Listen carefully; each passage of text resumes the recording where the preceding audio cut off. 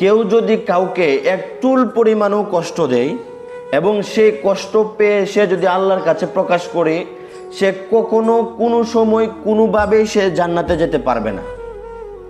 হায়াওয়ানে নাতেক, বাকশক্তি সম্পূর্ণ প্রাণী যেগুলো আছে, যেগুলোকে বলি আমরা হায়াওয়ানে নাতেক, এইগুলোকেও সে যদি কষ্ট দেয়, মান গাসসা ফালাইসা মিন্নি, যে কষ্ট দেয় ও নবীর উম্মত না, ও নবীর উম্মত না।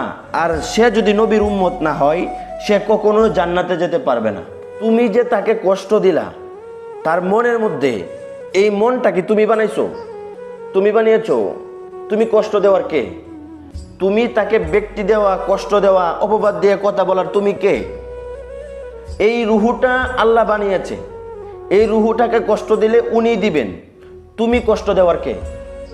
তুমি যদি তাকে কষ্ট দাও আর সে যদি মনে রাখে, আল্লাহর কাছে প্রকাশ করে যে আল্লাহ এই রুহুটা আপনি বানিয়েছেন, আমাকে মানুষে কষ্ট দিয়েছে, মিথ্যা তহমত দিয়েছে, মিথ্যা তহমত দিয়ে আমাকে ফাঁসিয়েছে, আজ আমি এই ফাঁসিতে ঝুলে লাঞ্ছিত, অপদস্থ, নির্যাতিত, নিপীড়িত, আজকে ওর কারণে আর আমার এই দশা।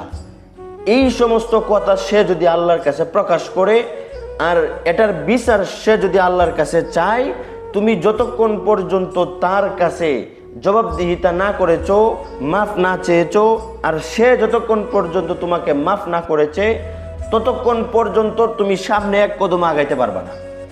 তার কাছে জবাবদিহিতা করে তারপরে তোমার সামনে আগাইতে হবে, কারণ এটা হচ্ছে বান্দার হক।